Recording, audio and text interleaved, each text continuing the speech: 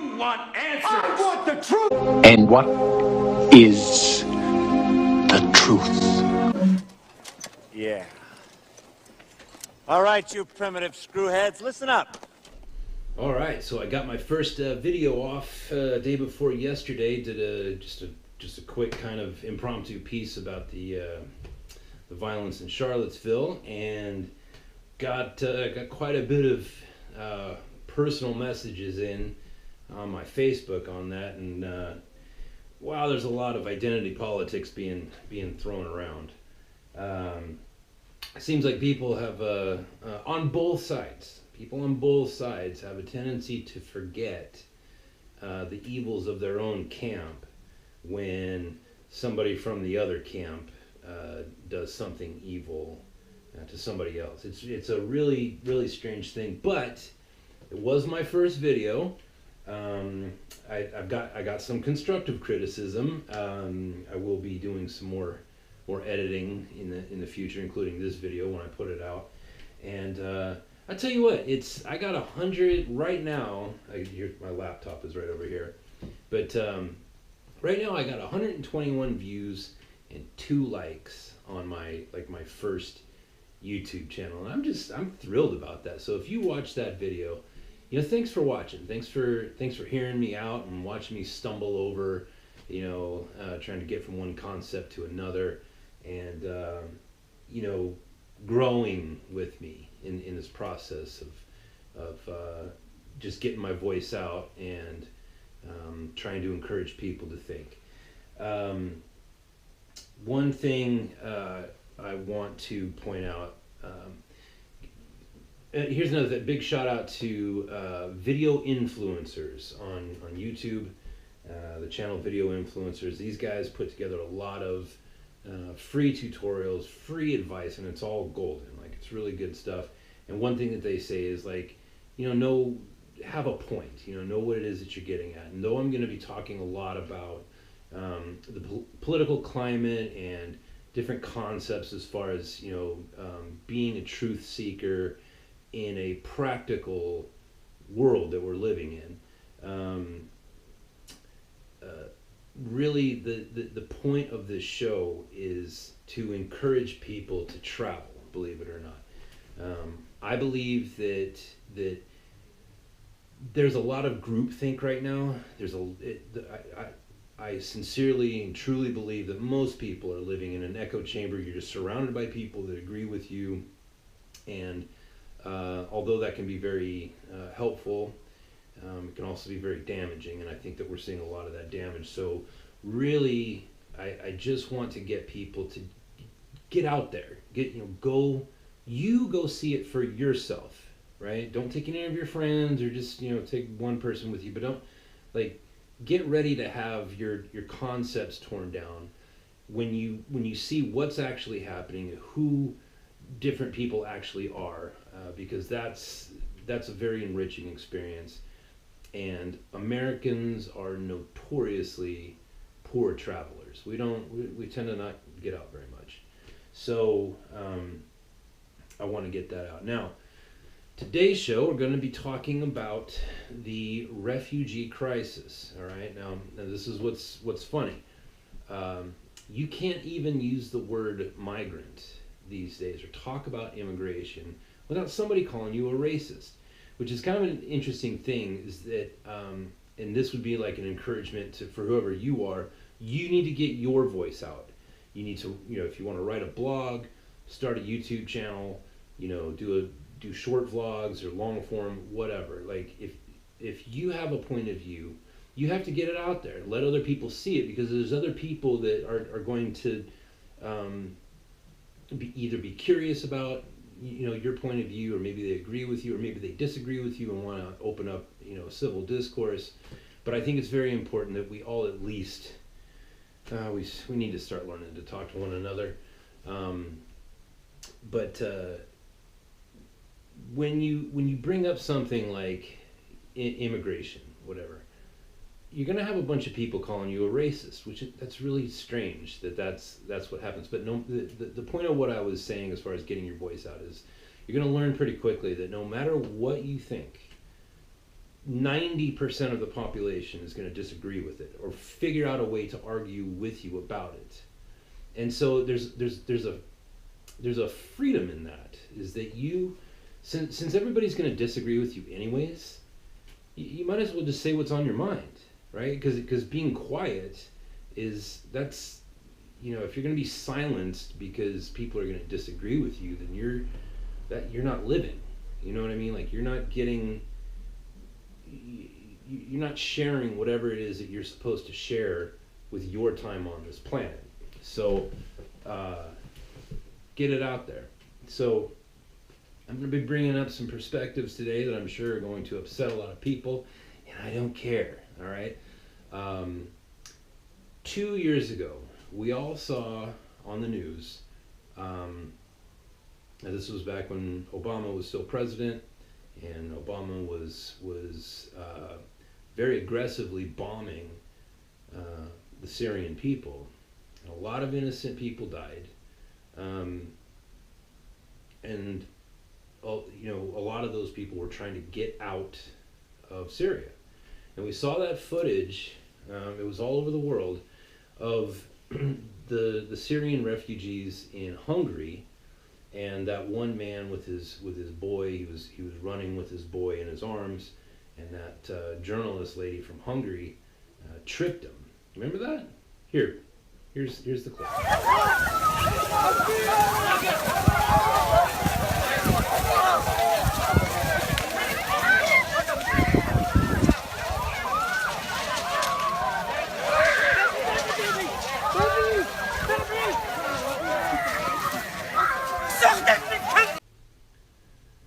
Horrible, right?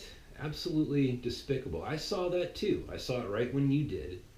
And it was then that I decided to strike out on my second trip around the world.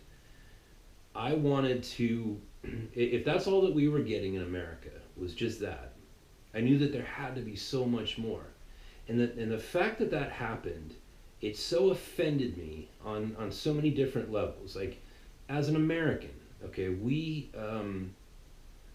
we're pretty big on our freedoms, okay? And so when we see other people, you know, living where their freedoms are not accessible to them, or maybe they never had them at all, that's something that really gets to me. And as a United States Marine, like, there's a part of me that just naturally is ready to go to war when I see people being oppressed, or people, you know, put in that kind of danger, because, you know, governments can never agree with one another. And certainly as a Christian, all right, when I see that in the Christian world, right, where we have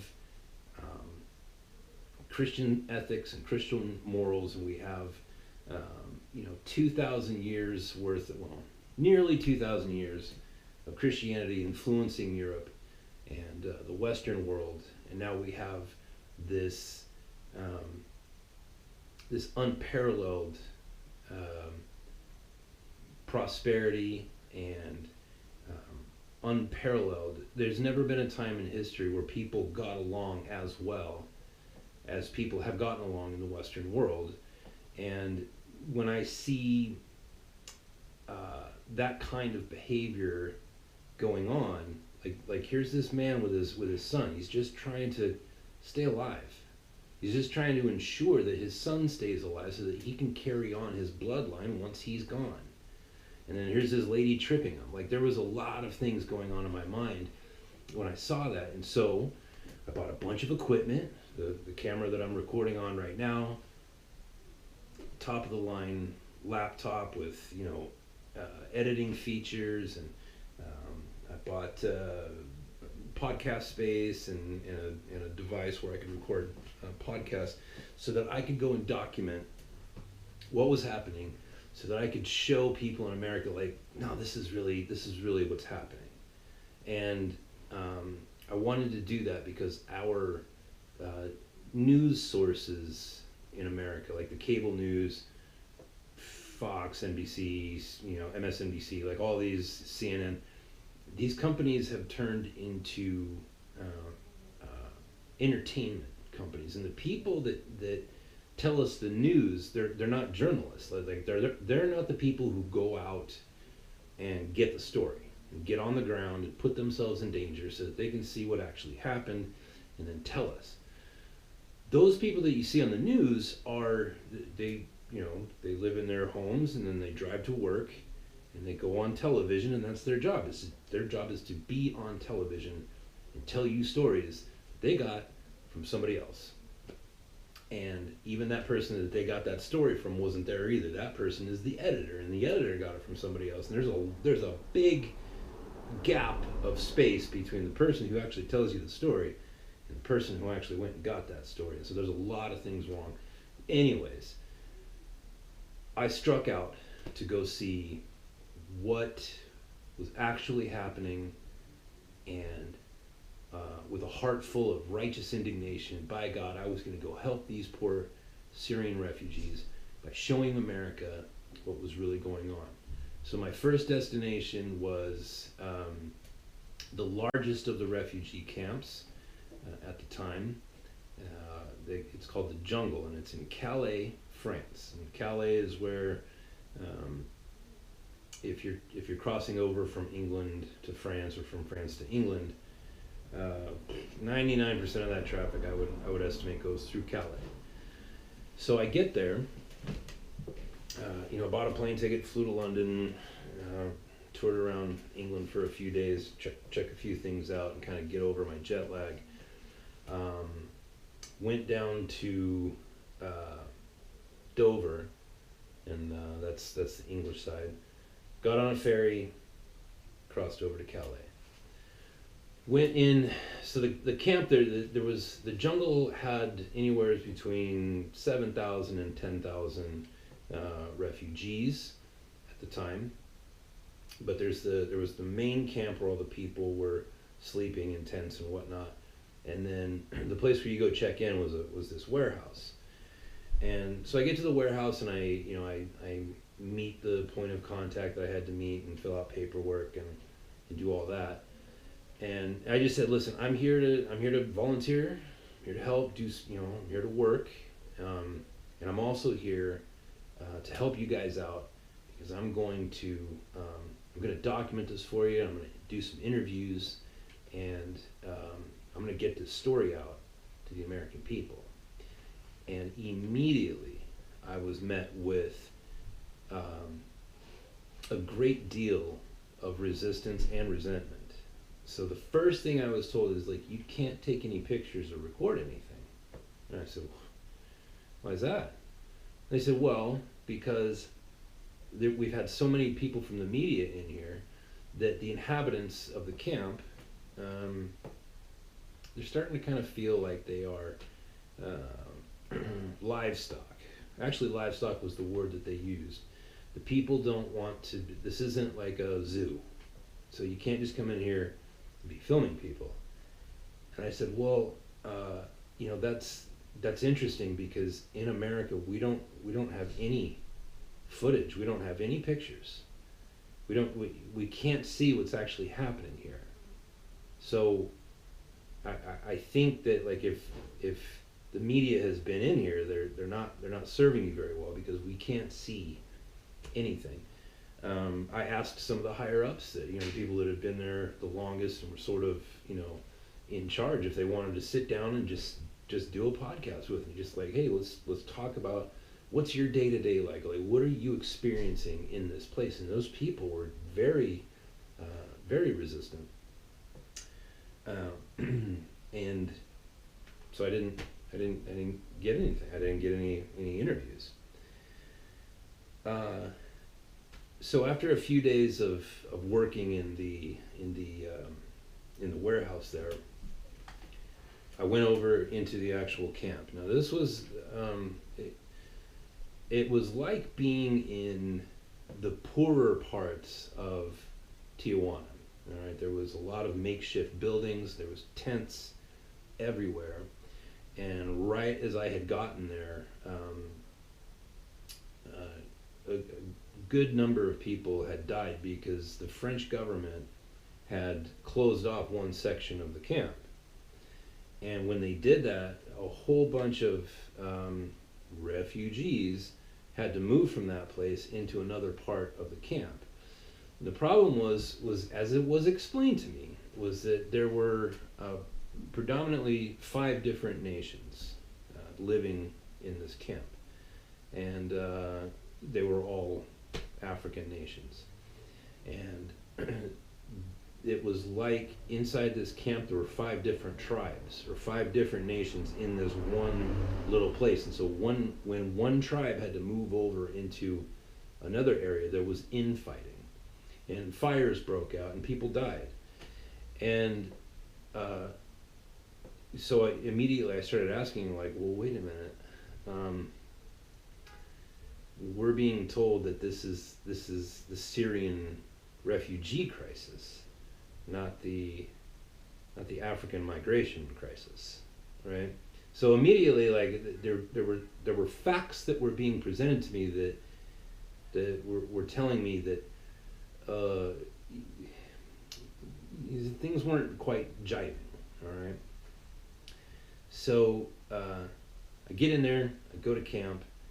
I wrote a blog about it. If you want to go into my blog spot, go onto my website. My blog is there. The first, my first introduction to camp,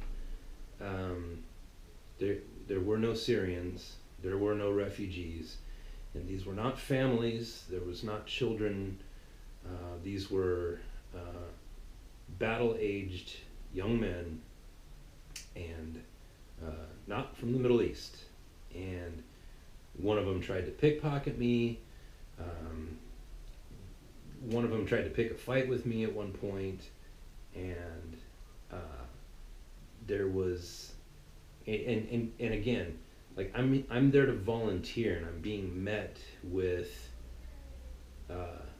it's like this guy, this guy that tried to pickpocket me and steal my wallet. It's like, dude, you don't know who I am. What if I'm Brian Williams? I'm gonna go back to America. This is the story you want America to know, right? That you're here asking for these people's help, and you're gonna try to rob these people, right? Like, you're living. These people that were the volunteers, like, they fed everybody in this camp every day, right? Every day they prepared meals for these people. Excuse me. And just that whole sense of, like, biting the hand that feeds, it was bizarre. You know what I mean? Like, if you're claiming that you're like a refugee or you're an asylum seeker, it's kind of strange that you would attack the very people that you're begging for their help and for their acceptance. I just thought that was bizarre. So it took me a little while to kind of process all that stuff in my mind. Like, how could this happen? How could the French government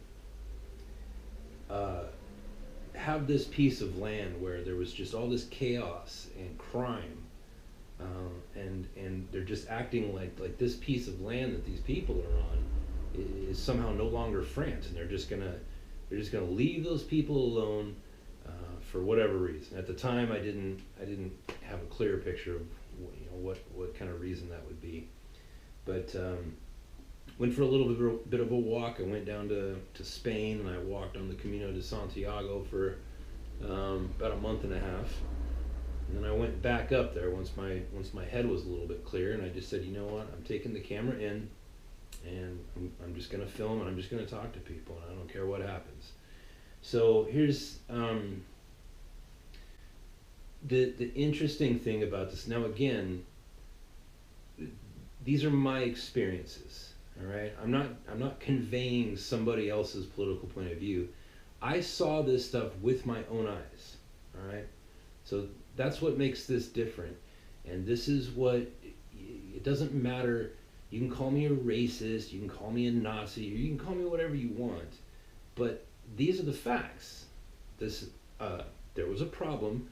I went to investigate that problem, and this is what I saw with my own eyes. Okay, so here's me walking back into the camp on the first day and running into one of the kind of the big shots there in the camp. Now, watch how this goes, and I'm going to present this to you just kind of clip by clip.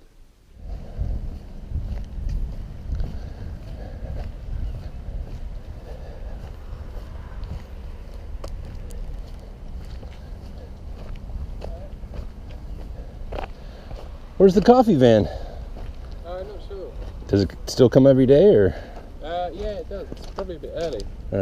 Are you recording? Yeah. Okay. Could you not? No, I got a report, man. All right. So just there, when I was there the first time, there was a big van, like one of those big Volvo vans, and they served coffee and tea all day. And this was like first thing in the morning, so I wanted some coffee, and that's why I was asking. But notice how his very first, like, no introductions, no nothing, his first concern is, am I recording, right? And then I say yes, and he says, well, could you not? I'm like, no. Now this is interesting because as an American, like, we have the freedom of speech, right? And it's almost unlimited. Like, there's some things you can't do. You can't scream fire in a crowded building unless there's a fire, and you can't incite people to commit violence against other people. But other than that, you can say the earth is flat, you can be a Holocaust denier, like, you can say whatever you want, and the rest of the world simply does not live that way at all. And so for him to say, hey, can you turn off your recording device, that's normal to him, because he comes from an environment where the government can come in and say, hey, turn off your recording device. And I was just like, brother, I'm an American. I'm going to do whatever the hell I want. So here's the next clip. All right. Well, do you know how asylum works? Yeah. Yeah. So If you're in danger, yeah. No, not if you're in danger. If you just claim asylum? If you want to claim asylum in the UK or anywhere other than France, and you've taken a film of someone in France, then they will be deported to France. They'll be deported to France from the country in which they are claiming. So. Okay, so I'm gonna just kind of pause it right there. Now listen to what he's saying. All right. Now I have to assume that this guy is some sort of expert as far as the laws regarding asylum and the laws regarding refugees, because his first thing is, well, one, he's asking me if I know how asylum works. So I'm assuming he's an expert. And I understood the question as to, like, am I familiar with what asylum is? But he was asking a different question. He was asking, do you know how it works? And from his own lips, like, you heard him. He said, look, if you record these people and they make it over to England, if your recording gets seen in England by the English government, the British government, they can be deported back to France. And so if they don't want to be in France, like, if they don't want to claim asylum here, then you're really going to screw these people, right? So already, like, he's admitting that there's international law being broken and that he is complicit. And let's move on to the next clip, shall we? Okay. Yeah. Why do you think it's so touchy about recording in the camp? Because of what I said.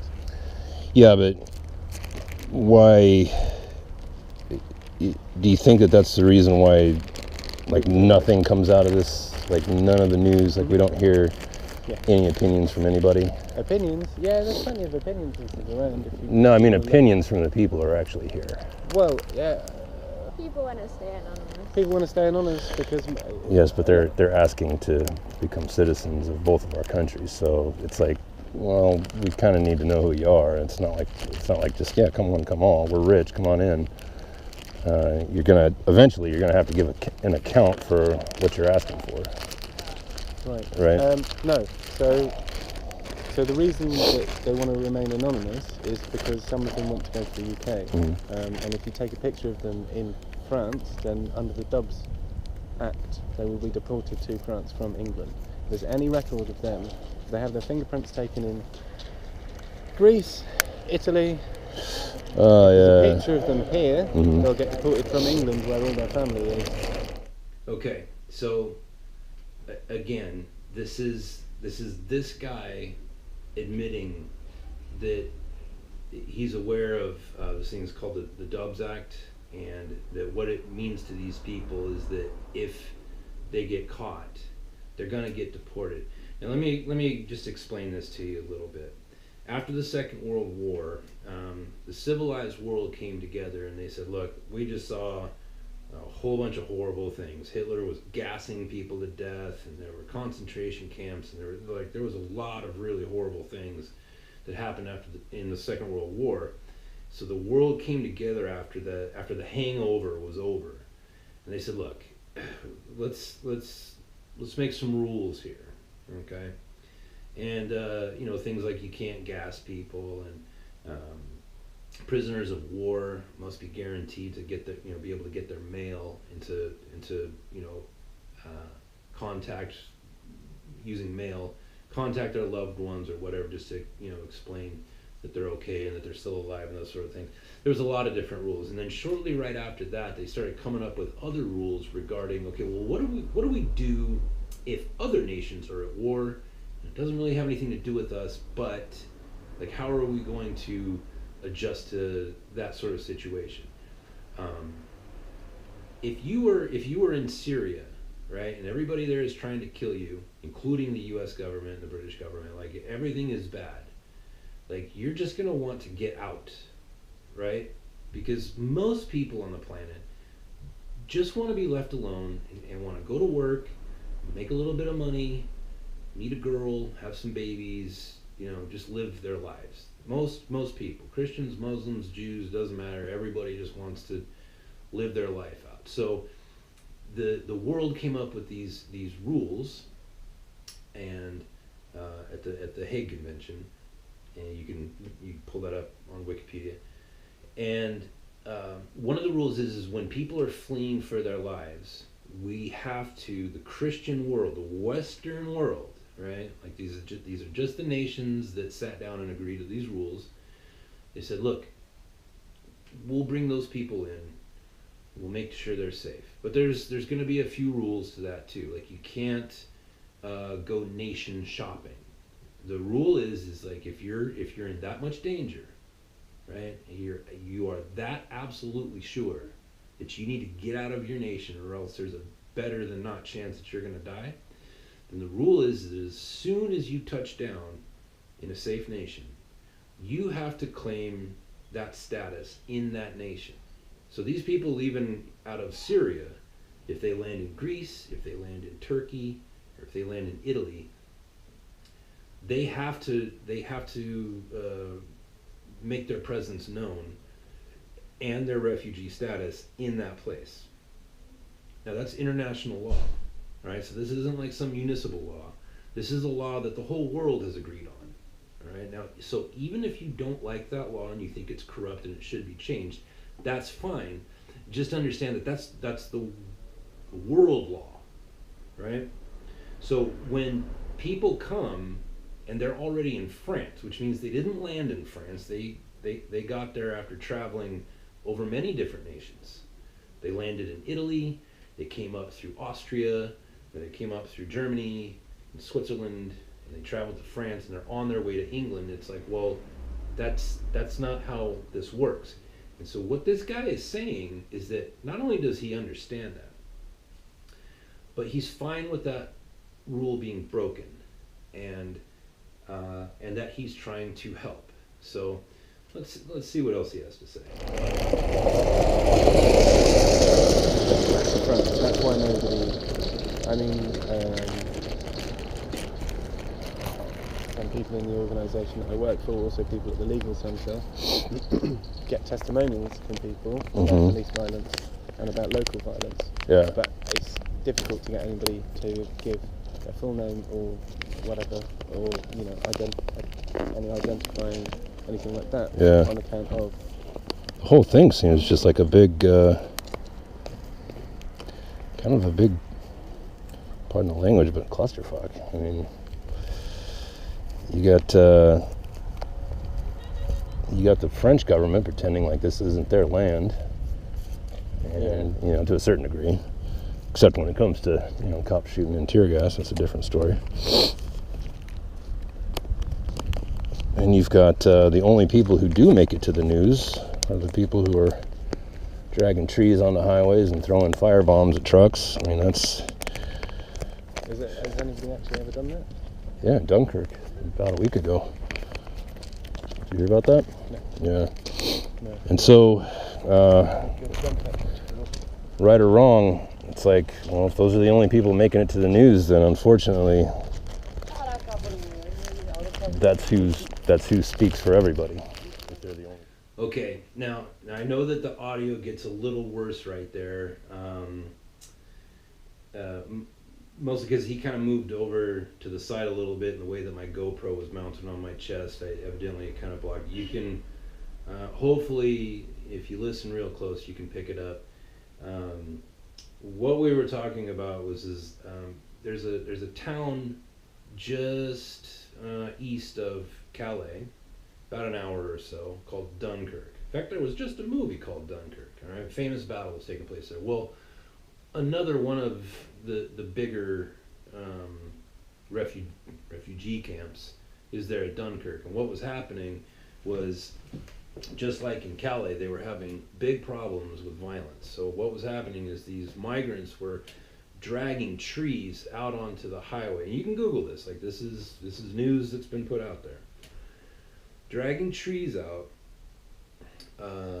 and then when all the traffic stopped, people were jumping on these trucks, like the big cargo trucks, or they call them lorries in England, and cutting into the side of them, or cutting in through the roofs and hiding in them. And sometimes, you know, some of those truck drivers would get out, because by the way, trucking in Europe is not like in America, right? American truck drivers, they're unionized, right? They're under the Teamsters union, and for the most part, they're pretty well taken care of. But it's not like that in Europe.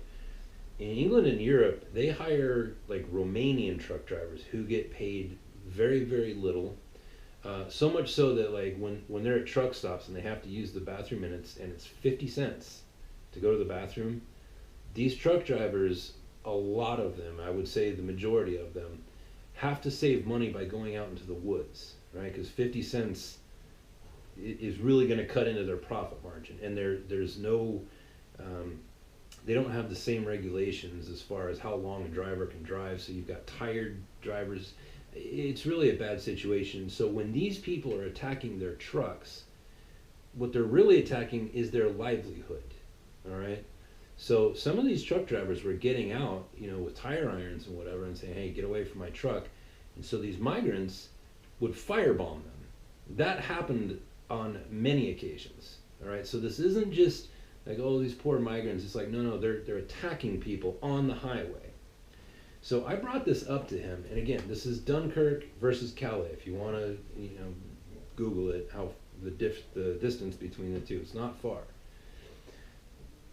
So the fact that this guy has not heard of this violence is it's a bit suspect. But hey, if a man says it, then I guess I have to believe that he honestly didn't know. But I just, when he said that, I was like, Anyways, let's check out the next clip.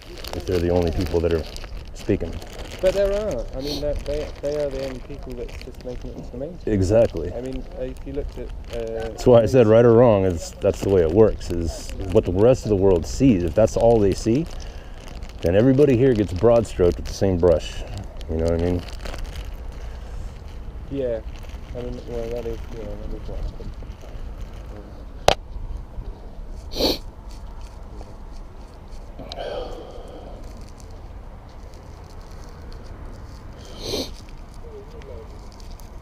Well, anyway.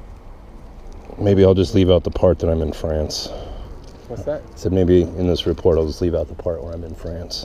Yeah, maybe that would be a good idea. All I right. mean, it's quite. I mean, so what? Because we're as journalists, we're protected from revealing anything. Like, we don't have to, you know, freedom of press. Who are And you reporting for? I turned into the Associated Press. Oh, right. Yeah. Okay. So if anybody, not that they would, nobody gives a crap, but if anybody did come in, where were you when you filmed this? It'd be like, well, I don't have to tell you. I don't really have to tell you anything. I don't know how We'd you're... be quite identified. The jungle is quite identifiable to border security, but yeah, it's like a bit of a thing about sort of like, because some people don't know the legality of claiming asylum. I think a lot of people are quite clued up, but the thing that we mainly worry about with people filming is that you ask someone, "Oh, do you mind being filmed?" And even if they've got good English, they might not have a good understanding of the law. So it's like, you know, do you mind being filmed? Oh no, I don't mind being filmed. And then they get to England and they get chucked out when it comes to their first interview or something like that. That's the thing that we... That's kind of a strange, rule. The rule is that the first country that you arrive in the EU is where you have to claim asylum, but Greece doesn't count. They're not part of the EU? They are part of the EU, but the economy is so bad that, and also, Why wouldn't that count though? It's in the law. Really? Yeah, that Greece. Like the law was like, sorry Greece, your economy is just shit. You got Well, no, there's something that they appreciated. They wanted something that they wanted. I believe anyway. Italy should probably be the same because that's not very good economically. There's no jobs there. And Spain probably as well, because also they're not very rich, are they? Enough people, but you could hear at the very end there, in that last clip, like they were reiterating that they themselves, the people I was just talking to, they understood the law. They understood that they were breaking that law, and that they themselves were being complicit in the breaking of that law. And then they brought up, and this is kind of interesting, and like if you gotta kind of tune your ear to sort of a dog whistle, but listen to what they actually said. So they know the law, they know they're breaking it, they know that these people that are in this camp that are trying to get into England, they know that they're breaking it too, because they said well, there's this provision where because Greece is so poor that they've kind of been exempted. And it's like, okay, I'm not, I didn't study international law, so I can't confirm nor deny that. But if that's the case, right, if it's okay for these people to not have to stay in Greece, given the fact that they landed in Greece, and that you kind of heard him talking to about like, well, don't record anybody because they don't know English. It's like, well, they know English well enough to know that they don't have to stay in Greece if that's the case. They know the language well enough that they know the words refugee and asylum. And furthermore, back to the point that I was just about to make, was that, so you say that there's a law for these people. They don't have to stay in Greece, but because Greece is so poor. But France isn't poor like Greece, right? All these other European countries, Spain, like they could have gone anywhere, but just coincidentally, it's England and Germany that have the biggest social welfare payouts for people who don't work. And if you go back to the actual law, when it was written right after the Second World War, and they made these rules regarding refugees and asylum seekers from other nations that maybe we weren't engaged in war with, how we were going to treat these people, they built that in specifically, like you must claim your asylum or claim your refugee status where you land. And when you land in a non-conflict area that's part of this little convention here, you have to announce yourself there. And it's written in there for this very reason. This reason right here. Like, so these people back in the 1950s, right after the Second World War, they had enough foresight to see, like, okay, well, what are the different ways that this law can be not just broken, but manipulated and taken advantage of? And so they built that in, and they put it right there in the writing, like, we're not going to let people just shop around and go wherever they want, because it will lead to shopping, right? You're just gonna come leave your country and claim this status and just go shopping for the best country, and that's how they built it in. So that was really kind of a revelation. Is that the first time that I went to that camp and they said, oh, these people don't want to be filmed because, you know, they feel like zoo animals if you do that. It's like, no. You didn't want them to be filmed, and they don't want to be filmed because they know that if their faces ever make it to England, right? If this video, like that video that I just showed you, that's, guess what? I'm shipping that off to the authorities in England, and they're going to review, and all those people that walked by in the camera, if those people are in England, they're going to get deported because they were seen on my camera in France, right? And I don't feel bad about that, because, like, dude, you broke the law. Like, you were safe, right? You claimed that you needed asylum. You claimed that you needed refugee status. And, okay, fair enough. Greece is very poor. Maybe you didn't want to stay there, but you're not in Greece either, all right? You're in France.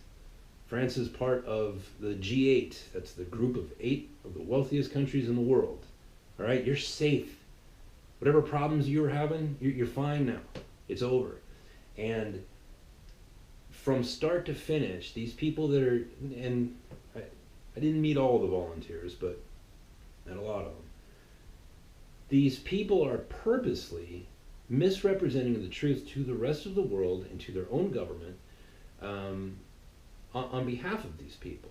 So you understand that it's very frustrating when it's like, oh, you know, I come over here, I'm offended that these people, these poor Syrian refugees, and all the pictures of the children that we saw, like, this was being used to bring out my compassion to work for people that are less fortunate, to do compassionate giving, you know, donating.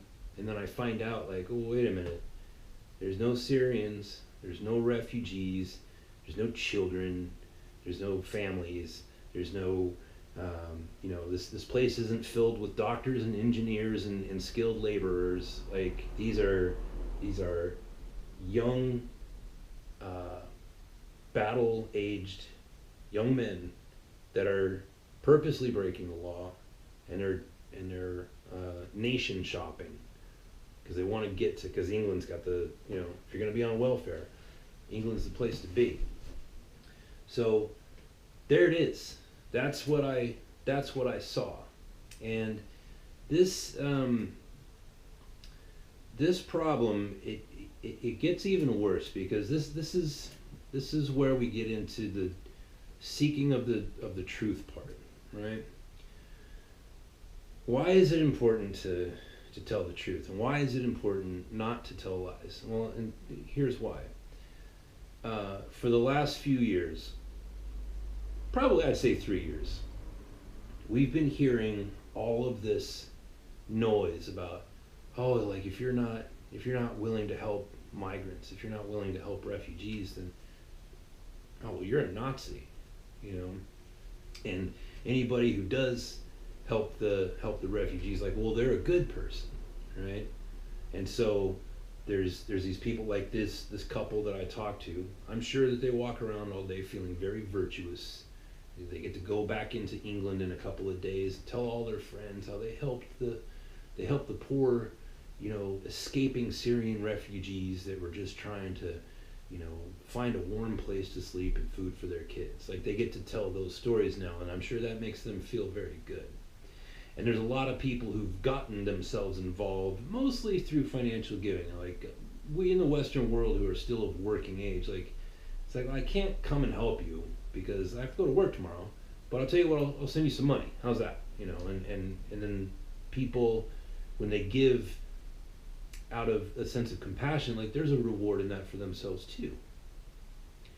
But more and more we're seeing, like, when you tell lies like that, right? And this is a very specific kind of lie. Like this is the kind of lie where the light of the truth is always going to make its way through. This isn't like a, Roswell alien spacecraft, crashing.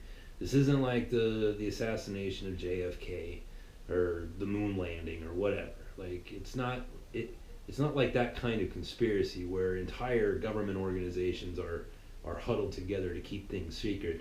This is the kind of lie that everybody will find out. Everybody's going to know. And then when they do, just like me, right? When the truth comes out, all those people that felt that compassion for the Syrian refugees, that compassion is going to be stomped on. It's going to be quashed out. Like you poured water on a fire. Like that fire is going to be quenched.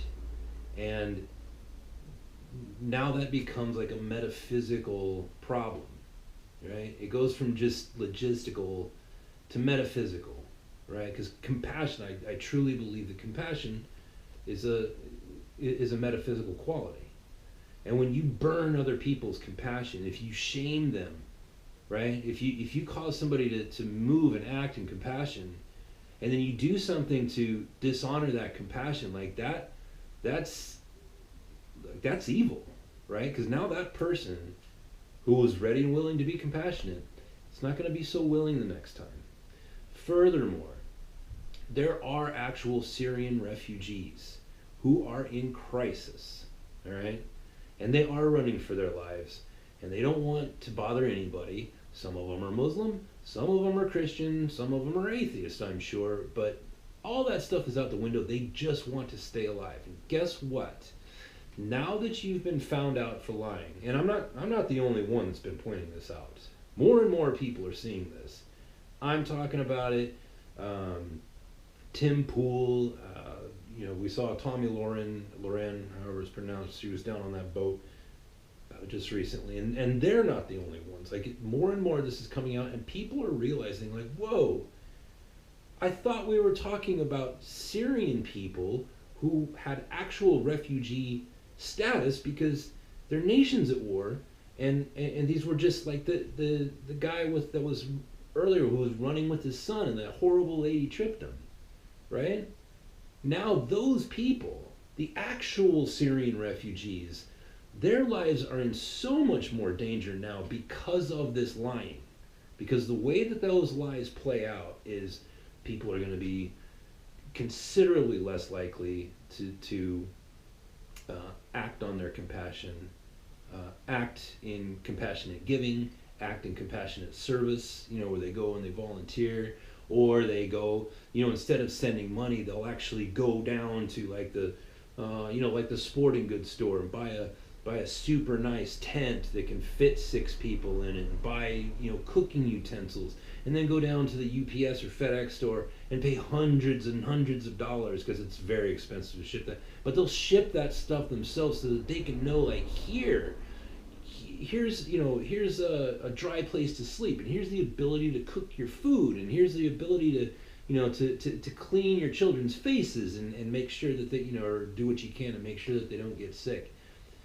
That whole structure is broken down when these kind of lies get brought to the surface.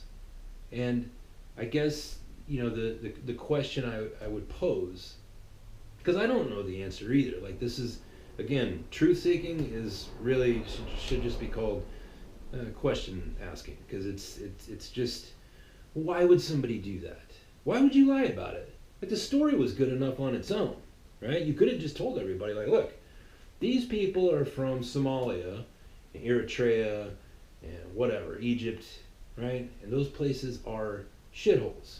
They're horrible countries, and they're very poor, and they're very violent, right? You could have just told everybody, like, these people are African migrants, and they don't want to live in a horrible, poverty-stricken, violence-ridden place.